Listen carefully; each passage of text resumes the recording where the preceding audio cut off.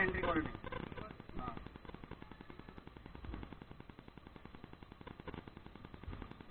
हाँ आप yellow colour T shirt पहने हैं ना? अच्छा रोड के उल्टा साइड में आ जाइए, उल्टा साइड में ऑपोजिट में रोड के। आप जहाँ पे खड़े हैं इधर देखिए, टोटो की इस तरफ देखिए। हाँ हाँ आइए आइए आइए आइए आइए।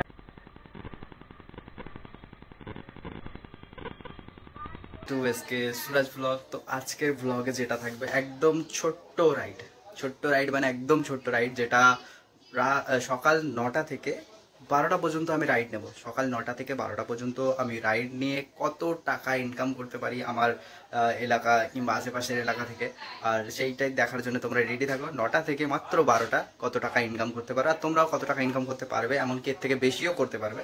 চলো বেশি দেরি না করে ভিডিওটা শুরু করা যাক। তোমরা দেখতে থাকো, লাইক সাবস্ক্রাইব করতে যেন একদম ভুলো না, প্লিজ প্লিজ প্লিজ। চলো স্টার্ট করা যাক।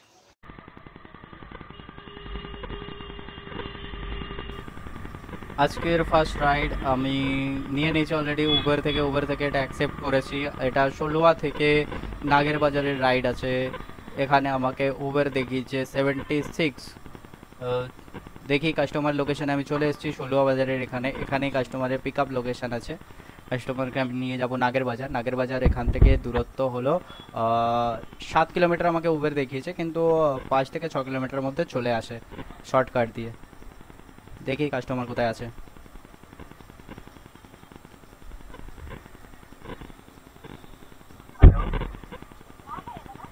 ये जो कस्तूरी है, कस्तूरी रेस्टोरेंट जो है,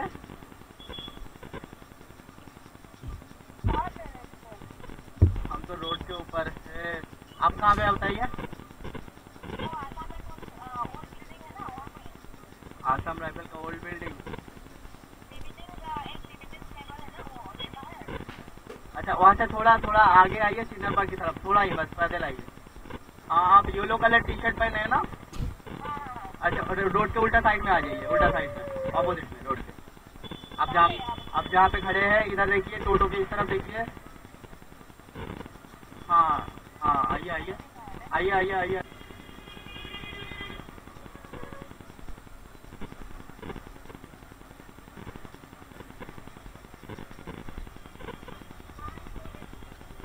কাস্টমার চলে এসছে।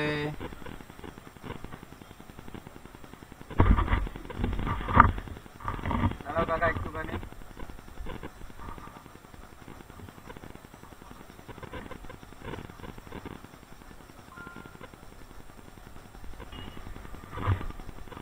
नागेर बाजार ना?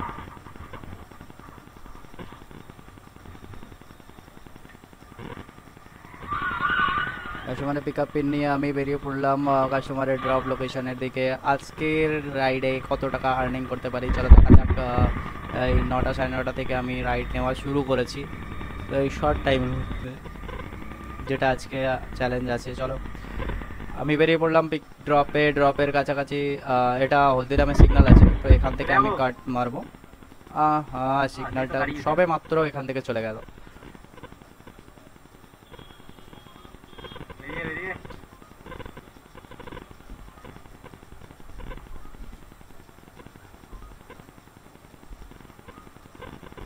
তো সিভিকটাকে আমি বললাম, কিন্তু কিছু করার নেই, আগে সার্জেন আছে এখান থেকে, ও যদি ছাড়ে ওর ওপর চাপ চলে আসবে, ওই জন্য ও যেতে দিল না। তো চলো সেফটি ফার্স্ট বেরিয়ে চলে এসেছি কাস্টমারের ড্রপ লোকেশানের দিকে। তো এখানের কাস্টমারকে ড্রপ করব, তার আগে থেকেই ভাড়া বাজা শুরু হয়ে গেছে। দেখি কাস্টমারের ড্রপে কত দেখায়।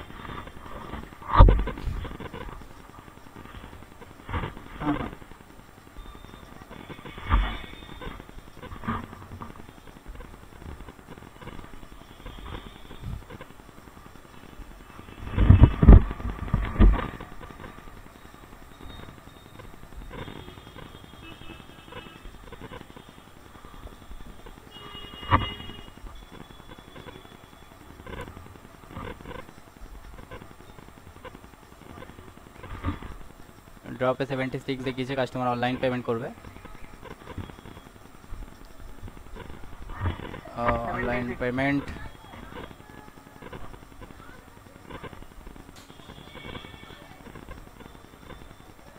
চলো দেখি নেক্সট রাইড আমি কোথা থেকে অ্যাকসেপ্ট করি, রাইডটা কমপ্লিট করে দিই। কমপ্লিট রাইড হয়ে গেছে। আর যখন বাস ছিল হয়তো হঠাৎ করে হাত লেগে একটা রাইড অ্যাকসেপ্ট হয়েছে। হ্যাঁ অ্যাকসেপ্ট হয়েছে, যেটা কিনা যাবে সেক্টর 5 থেকে। কিন্তু দুঃখের বিষয় এখন সেক্টর 5 গেলে পুরো সকালের আর্নিংটাই নষ্ট হয়ে যাবে। তো আমি অন্য রাইড দেখা শুরু করে দিয়েছি।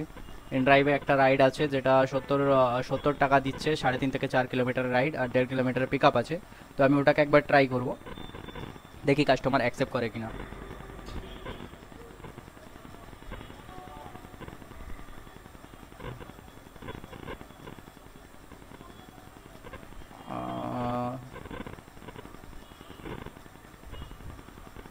কাস্টমার অ্যাকসেপ্ট করে নিয়েছে।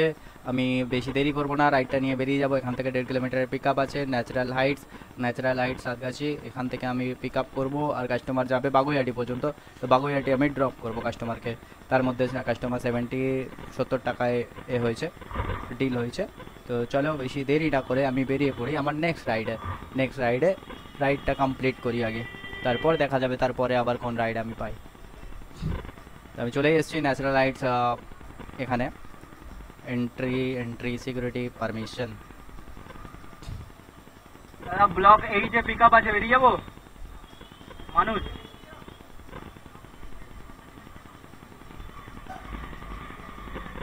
তো ওকে বলতে হলে মানুষ পিক আপ, কারণ মানুষ পিক আপ ছাড়া না হলে ও আবার পার্সেল হলে আবার নিতে চায় না, পুরোটা এন্ট্রি করে যেতে হয়। ব্লক গাড়ি মাঝখানে আর এক জায়গায় আটকালো মনে হচ্ছে, আর নাকা চেকিং চলছে, নাকা চেকিং।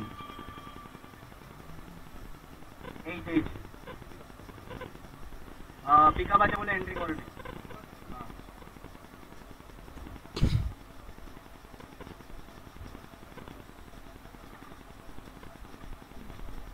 পিকআপে তো কাস্টমার ওগুলো দেয় না, কত রুম নাম্বার দেয় না। না না পিকআপে থাকে না। হ্যাঁ কোন দিকে সোজা?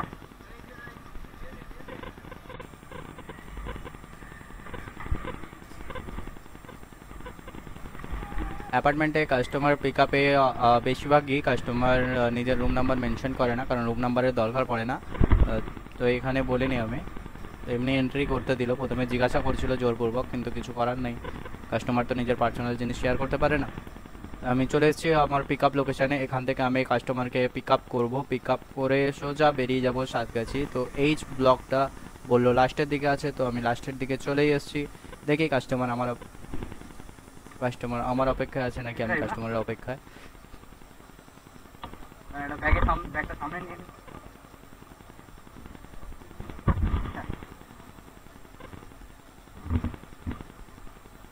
হ্যাঁ হ্যাঁ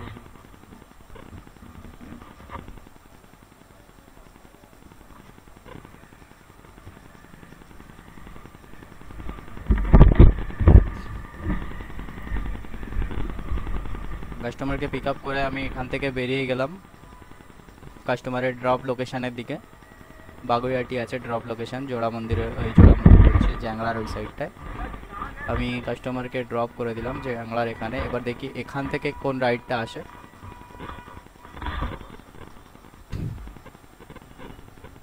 কাস্টমার এখানে আমাকে অনলাইনে পেমেন্ট করবে।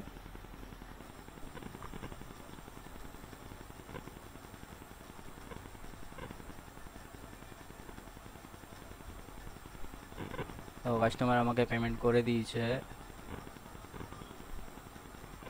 রাইডটা কমপ্লিট করে দিই। নেক্সট ভাড়া দেখি উবের নাকি ইন ড্রাইভার। অনেকক্ষণ বসার পর ভাড়া খুঁজতে খুঁজতে একটা উবেরে ভাড়া পেয়েছিলাম, যেটা 76 কি 72 সামথিং দেখিয়েছিল। বেলগাছিয়া মেট্রো স্টেশনের কাস্টমার। তো আমি অলরেডি ম্যাচ করে দিয়েছি, যেটা নোটিফিকেশানে ভাড়া আসে, কিন্তু তার উপর দিয়ে এমনি নর্মাল ভাড়া আসছিল। তো ম্যাচ হওয়ার পর ঠিক দেখলাম কাস্টমার অ্যাকসেপ্ট করেছে ভাড়াটা। এখান থেকে আমি পিক আপ লোকেশানের দিকে বেরিয়ে যাই। তো কাস্টমারের পিক আপ লোকেশানের দিকে আমি বেরিয়ে গেলাম, কাস্টমারকে আমি পিক আপ করবো। এই জায়গার দিকে কাস্টমারের পিক আপ আছে এখান থেকে। এবার দেখি কাস্টমারকে খুঁজতে হবে, কারণ বাজারের মধ্যে কাস্টমার মানে কোন দিক থেকে আসবে কিছু বলা যায় না, আর ওটা দেখতে হবে। তো সাধারণত কাস্টমার আমাদের বাইকের নাম্বার প্লেট দেখেই চলে আসে। তো কাস্টমার দেখে হাত দেখিয়ে দিয়েছে। এখান থেকে যেহেতু পুরো রেলিং টানা আছে তো কিছু করার নেই, আমাকে আগে গিয়ে দাঁড়াতে হবে। কাস্টমারও আমাকে ইশারা করে দিল আগে গিয়ে দাঁড়ানোর জন্য, তো আমি আগে দাঁড়িয়ে যাব যেখানে কাট আউট আছে, এখান থেকে আমি কাস্টমারকে তুলে নেব। যদিও এই পিক আপটা একটু রোডের জন্য রোড একটু ভুলভাল হয়ে গেছিলো আসতে।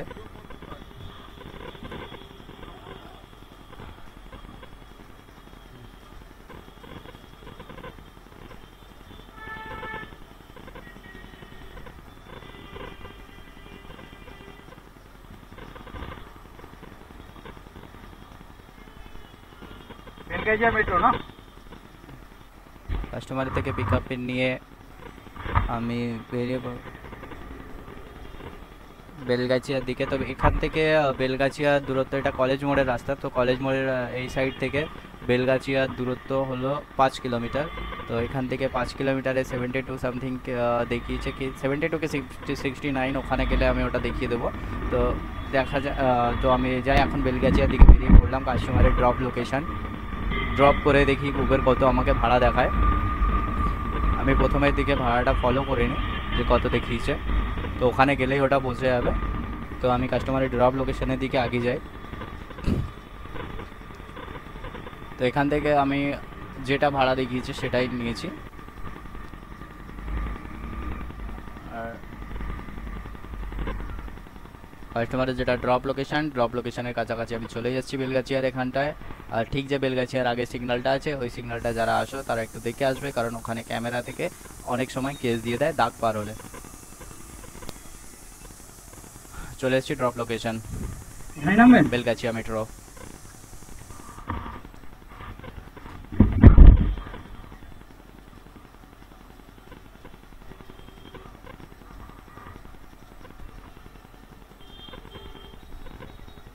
তো ড্রপ লোকেশানে কাস্টমারকে ড্রপ করলাম, কাস্টমারও অনলাইনেই পেমেন্ট করবে আমাকে।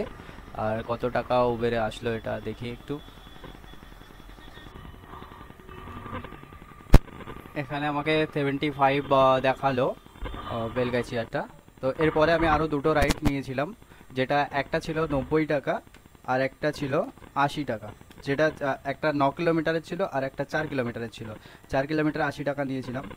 তো 90 প্লাস 80 প্লাস এই ভাড়াটা 75 প্লাস এর আগেরটা 70 প্লাস তার আগেরটা উবেরে ছিল 76, মানে আমার টোটাল 391 হয়ে গেছে 9টা থেকে আমার 12টা পর্যন্ত। 400 টাকা মতো কাজ হয়ে গেছে 9টা, 9:30 থেকে 12টা পর্যন্ত। তো আজকে আমি তো তোমরাই বলো যে ইনকাম আর্নিংটা ঠিক হলো কি না হলো, আর তোমরা কেমন কত টাকা আর্নিং করো এই সময়ের মধ্যে। ঠিক আছে, আজকে আমার রাইড এতটাই ছিল, আর আমি এখান থেকে ডিরেক্ট এবার বাড়ি চলে যাব। আর আমার যে দুটো রাইড তোমরা ওপরে অবশ্যই দেখতে পাচ্ছ। আর চলো আমাদের আবার দেখা হবে আমাদের কোনো নেক্সট ভিডিওয়ে। ততক্ষণ আমার যে পেছনের যে ভিডিওগুলো আছে সেগুলো দেখো, তোমরা এনজয় করতে থাকো, আর অবশ্যই আমার চ্যানেলটা সাবস্ক্রাইব করতে যেন ভুলো না। আর এখান থেকে আমি ঠিক বসে বসে কিছুক্ষণ পর ভাড়া পাই আর বেরিয়ে যাই। চলো আবার দেখা হবে আমাদের নেক্সট ভিডিওয়ে, নেক্সট কোনো একটা রাইডে, নেক্সট রোমাঞ্চকর কোনো একটা রাইডে। আজকের জন্য ইতি, টাটা।